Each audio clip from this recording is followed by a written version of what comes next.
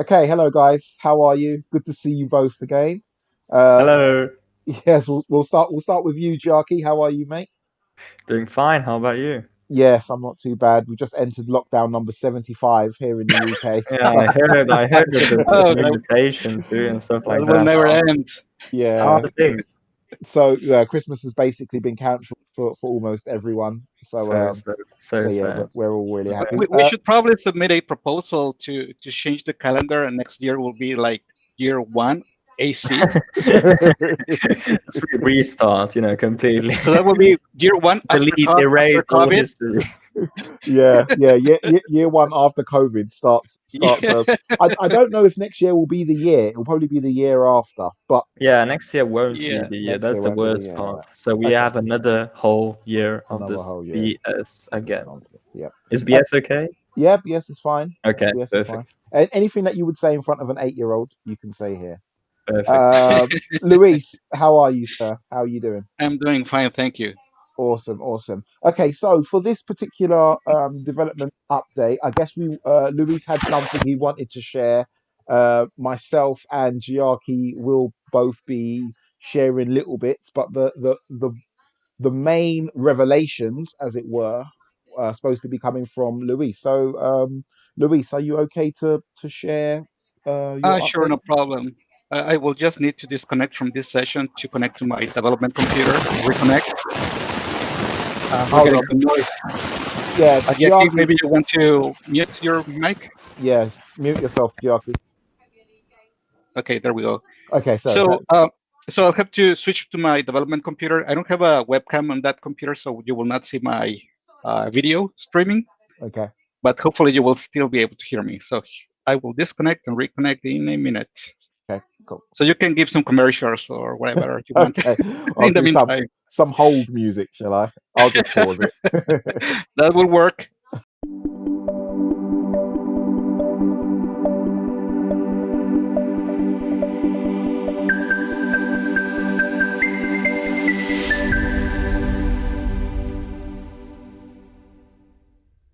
Thanks to Yaki. Right, so you've got what is that? 20,800. 20K. Wow. You want me So to send you inspirational. some? So inspirational. Look at Lewis. So Okay, inspirational. guys. I just wanted to show you this wallet. This is the test wallet, and I want to show you some deposits I made based on the Giaki's API. Now, Lewis, Like, just like, a look. Can I ask you a question? Sorry if I'm sure. interrupting. Is the double address still happening? And the I haven't detected that, but also I haven't stressed it that much. Like I've been doing some other type of development. Okay. But I haven't noticed that. So far so good. Okay. Okay. So I pushed a hotfix, but I'm not so sure because I'm really in the dark here. So I pushed a little change.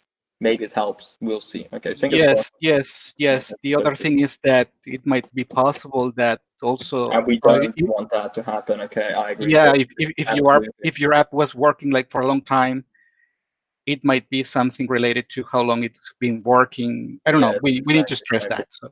Okay. So I just want to show that I made a couple of deposits. A 10 PIBX here. I did another one here for 20. Okay. Let me move here. Another one 3040. And I just basically went that way, like 60, 80. There's the 50, the 70, up to the 90. Okay. And I was using different POS or PIBX deposit addresses that I got previously from Giaki's API. But I will explain that through the presentation. Okay. So this is the wallet. As you can see, I made the deposits. Before we jump into the development stuff, I want to show you this diagram, like for us to be able to understand what I'm going to be explaining. Yeah. So here on the top, we have Giaki's POS wallet API. This is what I'm just calling it right now. I don't know if Giaki have another name for it. It's okay. Beautiful. So I developed here what I call the WSTK Oracle. This is a Node.js instance that is running on a host. In this same host, I also have this MongoDB where I'm collecting information that is being gathered by the Oracle. I also built a web application front end. In a previous conference call, I showed you like a very, very basic web app where I was just basically connecting to my MetaMask Ethereum address, and I was just showing the address at that point. It was just very basic. And here at the bottom, we have the WrappedStake smart contract for the ERC20 tokens, okay? So I'm going to be concentrating this presentation on these three middle blocks, the web app front end, the Oracle, and the MongoDB, okay? Okay. So let me start the Oracle here. So I'm going to minimize this. I'm going to minimize also this screen. So here I have my MongoDB database. I have a couple of collections. There is one collection for deposits. Here I will record all the information regarding the Ethereum addresses that are requesting a proof of stake deposit address. So every time somebody requests a deposit address through the web front end, you will get this information recorded here on this collection. There is also, it's the POS addresses where we will get that information. Deposits is basically the Oracle collecting all the information from the Yakis API and getting all the deposits that the Oracle is detecting through the API. Okay. And then there is also this collection, WSTK configs. It's just where I have some information regarding the application that needs to have available for it to work properly, okay? So all these collections right now, I'm going to show you, they are all empty. There is nothing there right now. Okay, perfect. So I will go to the config collection. So this is the first collection that is going to start gathering information. And I will start here on the bottom right screen, the Oracle application. So here it goes. The minute I start this, there is going to be an instance that is going to start and will connect to the wallet API and will inquire regarding the deposits made and detected by the API. So there is a nonce value that is being sent as part of this request. And depending on the nonce, we will get certain deposits made through that particular time that the API recorded. Okay, so here it goes. So it will just initially create the first document. This is just initial values. I'm going to refresh the database. So you can see all the numbers here are basically zeros, with the exception of this price information that I'm getting from an exchange. And I also have here in this line the nonce number regarding the request that I'm making to the API wallet to request the deposits information. So right now the nonce was 1. Okay. And here on the bottom, you can probably see where my cursor is located. There is an empty array. There is no deposits detected so far. So if I go to the deposits collection, it's still empty, nothing there. So you will recall that in my wallet, I made an initial 10 PIBX deposit. So that happened when when I made a request to the wallet using nonce 3. So that deposit is going to be detected on nonce number 3. So you can see, yeah, you can see that now I made a pull request using nonce 2. So still an empty array. I will go back to the configs. You can see that the nonce that is recorded is 2 on the database. And if I go to deposits, nothing there, no information, okay? So we just need to wait for the application to make the next pull request using nonce number 3. And at that point is where we will detect the first 10 PIBX deposit made through my wallet. So let's wait a little bit. Okay, and it calls nonces using a timer. It just waits X amount of time and then it pulls new nonces automatically. The way it works, because I already recorded the nonce number here, I will collect the current nonce number, will increase it by 1, and make the next call to your API. Okay. And once I make that, I will also record that. So you can see that now it is nonce number 3. And at this point, I detected a deposit. In this configs, currently I'm collecting the total deposits. So you can see there is a total 10 PIBX deposit. Okay. I made a conversion of granted WSTK tokens. This is just a basic assumption that I'm making because we still do not have a price for the WrappedStake. So the information that you see here regarding this price, I'm just getting another token price for this to work. Perfect. So now if I go to deposits, we will see there is one entry on this collection. So I can detect that this Ethereum address requested a deposit address and made a 10 PIBX deposit, okay? Let me go back, and I think there was another detection here for another deposit with nonce number 4. So let me refresh this. So here in nonce number 4, we detected this Ethereum address making a 20 PIBX deposit, okay? And also, by the way, as the Oracle learns about these deposits, it will record or it will store the price of the PIBX at the time that the Oracle discovered the deposit, and it will also store the price of the token. Perfect. Because this information is crucial, because this is the information that is used to derive how many granted tokens you receive. Okay. Perfect. Let me go back to the configs. Let me refresh. We're currently still in nonce number 4, and I think we just got nonce number 5. And there are some deposits. Actually, this nonce has 2 deposits. Let me go back to the deposits collection. Here you can see 2 entries. One for this Ethereum address on the top that made a 40 PIBX deposit that was discovered in nonce number 5. And there is this other Ethereum address that made a 30 PIBX deposit that was also detected on nonce number 5, okay? So this is how this is working currently, the Oracle getting the deposits information as it is right now. I'm not sure if you have any comments or questions or suggestions at this point.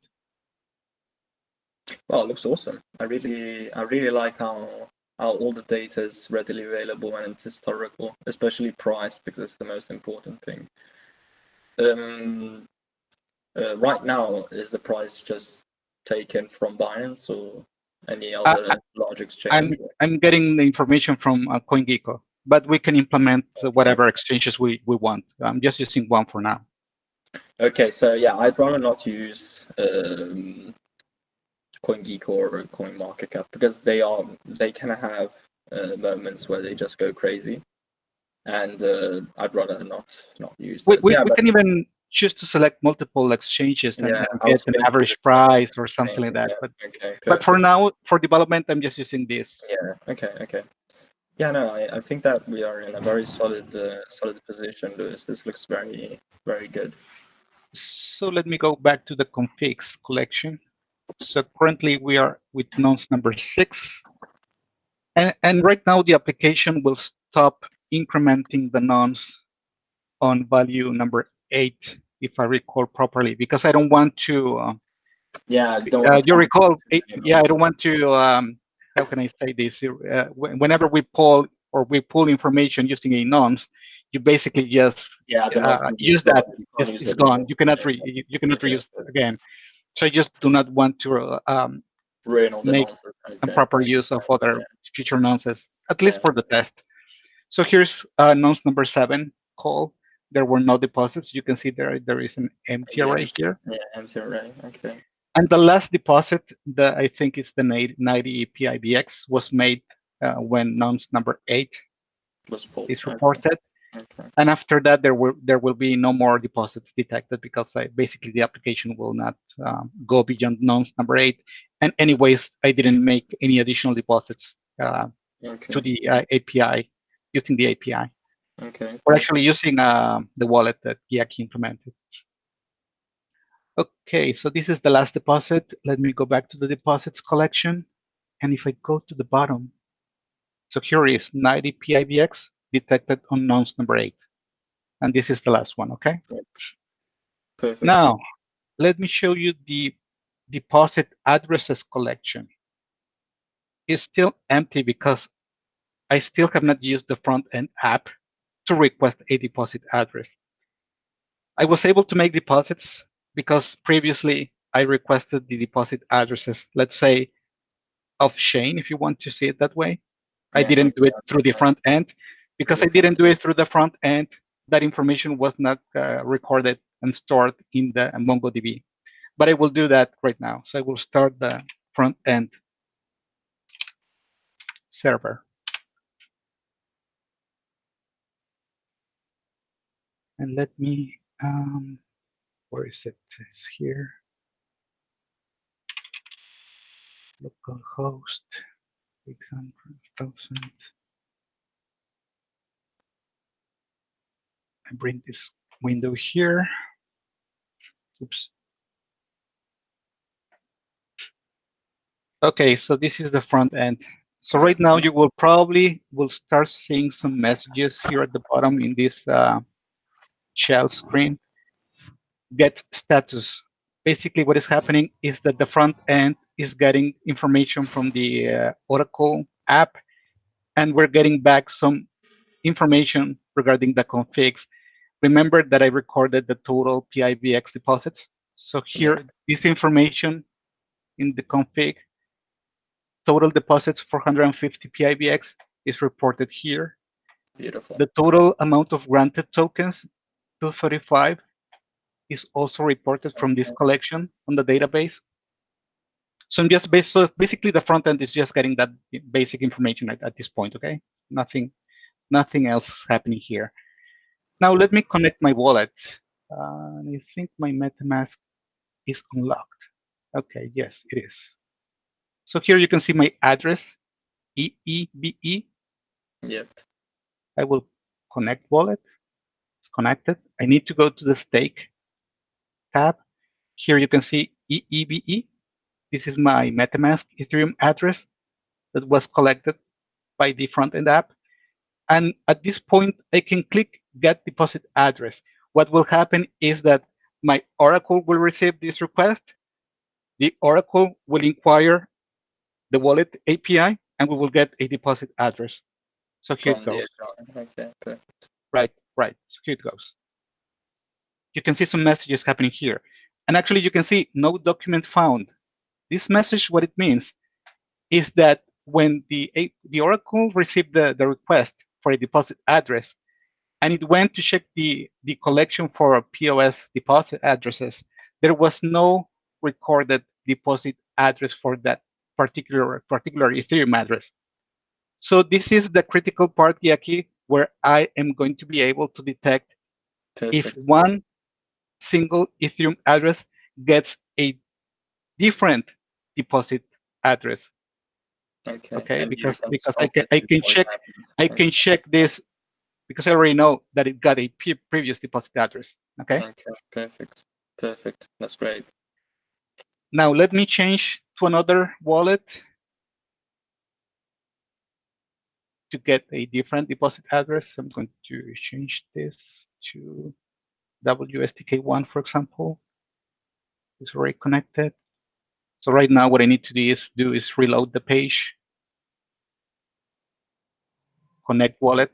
Oh, by the way, let me show you the address for this wallet. 3371 on MetaMask, okay? Okay. Let me go to stake. 3371.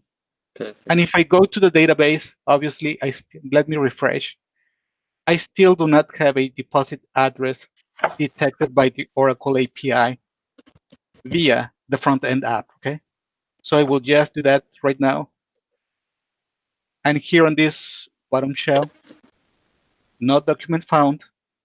Once again, it means that it did not detect a deposit address for that particular Ethereum address, and it was added to the collection, okay? So now we have a new document here for that particular address. And we also record the deposit address for that Ethereum address, okay? And I can basically just repeat this for a different address. Let me try it for another one. Let's refresh. Let's connect. Let me see. 5687. Let me get a deposit address. No document found. Let me refresh. And boom, we have the other field recorded here. So as you can see, I pretty much have made a lot of improvements on these middle three blocks: the Oracle block, the DB, and the front-end web app. Okay. What I still need to make for future work is start then sending information to the smart contract, because I already know how many tokens were granted on each deposit. Let me show you the collection document. Once again, here we have the deposits made by all these different Ethereum addresses. Okay. We know how much PIBX they deposit. We know how many tokens they were granted. And you might see this field, minted state. Basically, what it means is that the Oracle has detected the deposit. The Oracle has granted so many tokens, but they still have not been minted in the smart contract. So once that happens, we will record that information here in this field, and it will switch to true. So that's pretty much it, what I have for this development stage. Awesome. It's really cool. Not sure if you have any comments or... A quick one, probably quite a small one. What would be the chances of getting a QR code also on the web front end, where the Pivx deposit address comes up? What will be the chance of also maybe just below it or to the side of it having a small QR code, so that if somebody has got their Pivx on a mobile wallet or something like that, they can just point it at the screen and send it to that particular address? Yes, it probably might not be a big issue. I just need to look into the Node.js package that provides that support. And if I can find one already available, I can just pretty much get it and put it on the web. Yeah, I found it here. I'll send it to you. So Yaki, if you have that information and you can forward it to me, that would be great. Bitcoin address.js. I can port it to Pivx if you want to. Yeah. Changing 2 letters. So pretty much if we get the package available, that's not a big deal. Yeah, that's this guy here, Mikko Hohtama. He made it for Bitcoin, but porting it to other solutions shouldn't be too complicated. Okay. By the way, maybe I can add something else. Yeah, go ahead. You probably can see the interface with the smart contract happening through the web app front end. The reason why I'm doing this way is because if we do it this way, then the users that make basically use of this app and use the smart contract, they will be able to pay for the fees regarding the transactions with the smart contract. Otherwise, if we make the communication via the Oracle, then the Oracle will need to pay for the fees. So that will be, I don't know, that's who will be paying for those. Okay. So right now what's happening is the communication is happening via this way. Now there's one situation. Because the communication is happening via this way, we need to send information from the Oracle, and we need to know that that information can be trusted. So the way I'm doing that for now. Yeah, I saw a signature right in your messages. I'm going to implement signatures. Perfect. So this guy will be able to sign the messages with data. This guy will receive that data with the signature. This guy needs to send that data with the signature, and then this guy can verify that that data is coming from this guy because it has the proper signature for that specific data that's being received. If the data changes, then the signature will not be correlated, and then we'll have this will be invalidated in the smart contract. Okay, perfect. Yeah, excellent. Excellent. So all the things that they've said about you are true, Luis. You really are that good. Thank you. Thank you very much. Thank you very much. Well, this is a group effort. I'm making use of this pretty important part on the top. Yeah, don't worry about that, guy. The magic is happening here. I didn't do anything. I didn't do anything. Don't look at me. There is some security things I want to discuss with you guys, but probably we will need to cut that from the recording. Yeah, we can do it. So we can probably talk about this at the end of the conference call. Oh no! What we'll do, I'll pause now, and then we can discuss it now whilst it's fresh in our minds, and then we'll come back for the part two. So just let me know when you pause. Okay. All right. Pausing now. A roundup, really. Okay. Right. So thank you very much for that, Luis. That was great.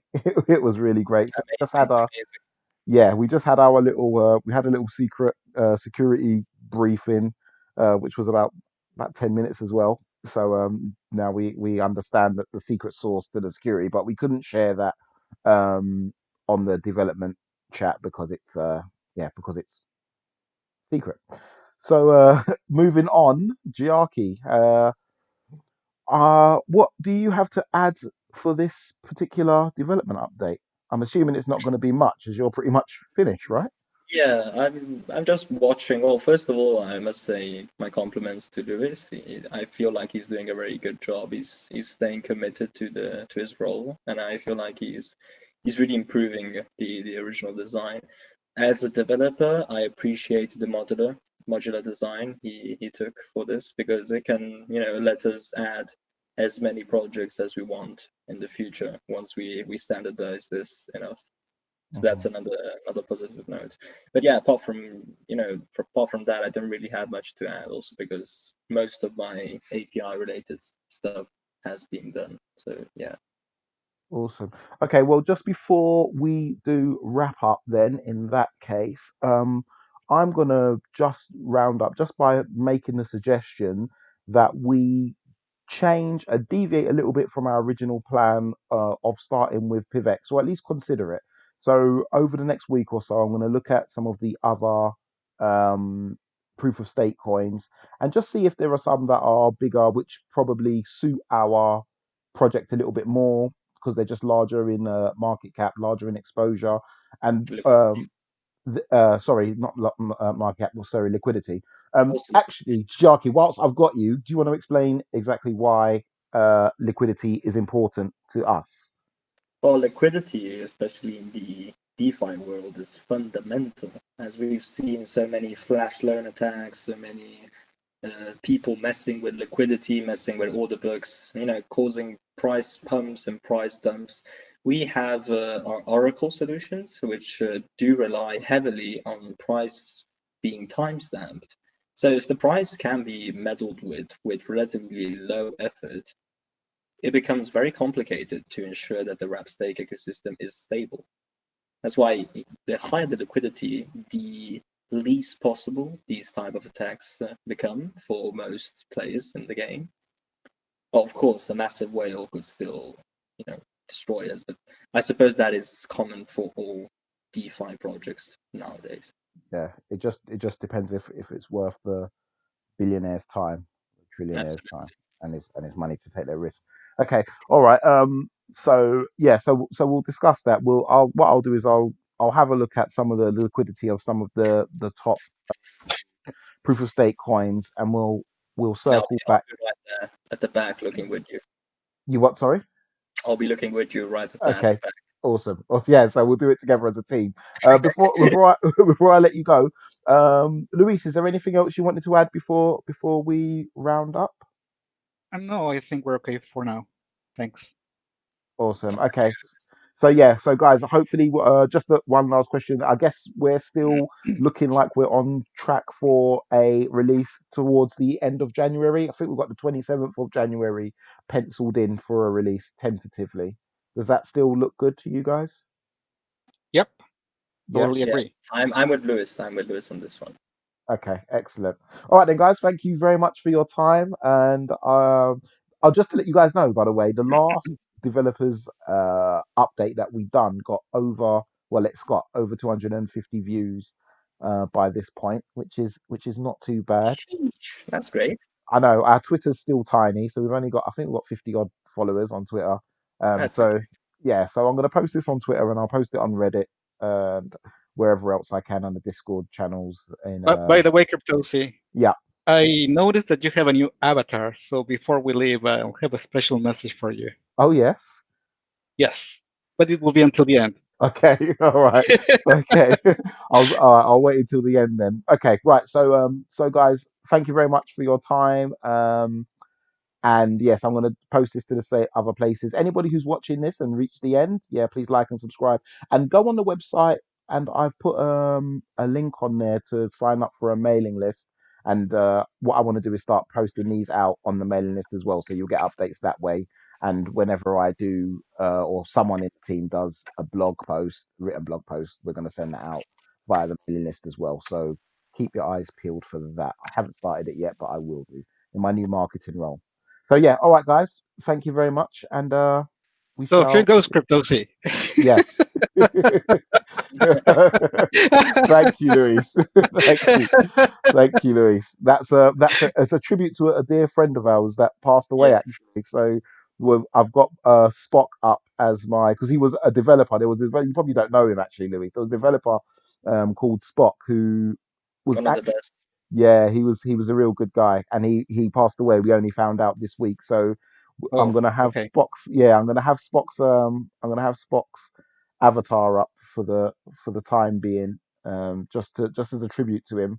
He would have liked this project, and he would have probably Absolutely. he would have been right there yelling at us not to start with Pivx probably, but that was just Spock at his disruptive best. So yeah, thanks for that, Luis. Live long and prosper, as they say. Right. And we'll catch up with you guys. We'll catch up with you guys probably next week. Okay. Sounds good. Thanks very much. Thank you. Bye, guys.